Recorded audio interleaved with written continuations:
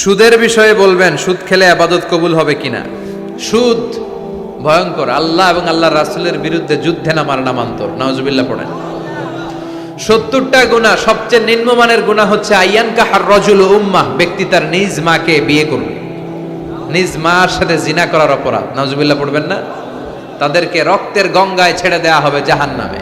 এই গরম টকবকে রক্তের পানিতে ওরা সাঁতার কাটতে কাটতে যখন পারে আসতে চাইবে, ফেরেশতারা আবার পাথর মারবে, ওই পাথরে ওদের নাক মুখ ছিটকে উল্টে ওরা সাগরে পড়বে, আবার আসতে চাইবে, এরকম চলতেই থাকবে।